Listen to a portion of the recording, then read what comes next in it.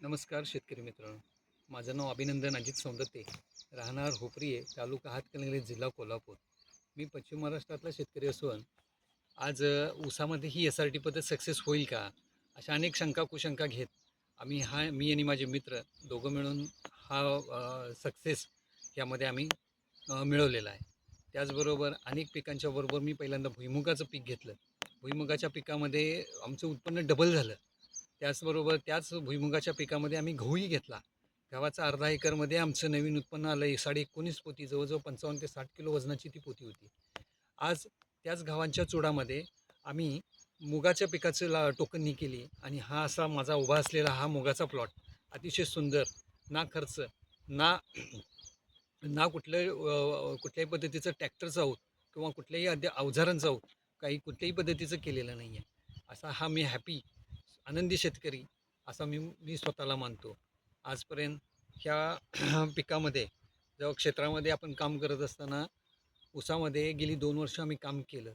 आता ऊसामध्ये काम करत असताना काय होतं, की 2 ते 2.5 एकर शेत असेल आपलं, तर कमीत कमी 25,000 ते 30,000 रुपयाच्या आसपास आपल्याला परत नवीन शेत तयार करण्यासाठीचा खर्च येतो. म्हणजे उदाहरणार्थ कसं होतं, की पहिल्यांदा आपण लावणनी खोडवं गेल्यानंतर आपण पहिलं त्यावर रोटर मारला जातो. रोटर मारल्यानंतर परत त्याला पलटी मारली जाते, म्हणजे नांगरणी केली जाते. परत त्याला उन्हात वाळवलं जातं आणि वाळवल्यानंतर परत आपण रोटावेटर मारून परत त्याच्या सऱ्या सोडल्या जातात. असा 2 ते 2.5 एकरचा खर्च जवळजवळ 25,000 ते 30,000च्या आसपास तो निघून जातो. तो संपूर्ण खर्च माझा या ठिकाणी राहिला.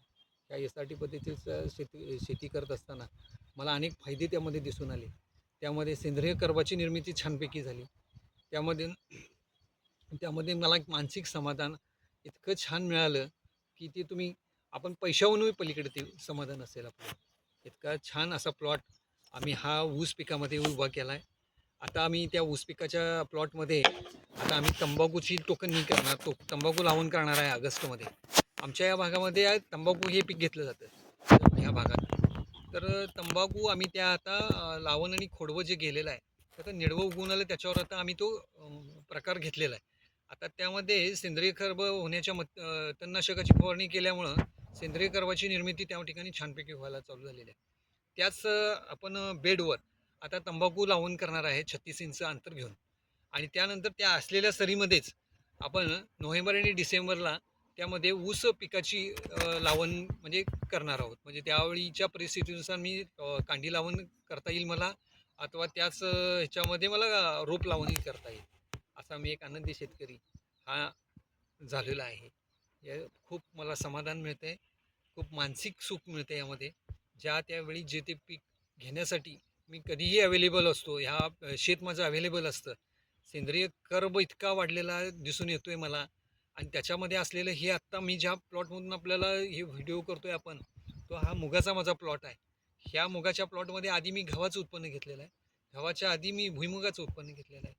असे माझे सर्व प्लॉट्स अतिशय सुंदर आणि रेकॉर्डेड उत्पन्न म्हणजे डबल उत्पन्न झालेलं दिसून आलेलं आहे मला. आणि सर्व शेतकऱ्यांना मी आवाहन करतो की ह्या पद्धतीचा आपण अवलंब करा. पहिल्या छोट्या प्रमाणात केला तरी चालेल, परंतु नेक्स्ट टाईम तुम्ही मोठ्या प्रमाणात जाणार हे माझ्यासारखं ह्यामध्ये काही शंका नाही.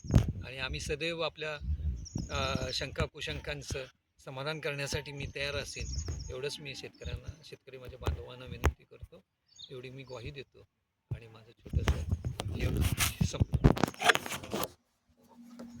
हा माझा मुगाचा माझा प्लॉट.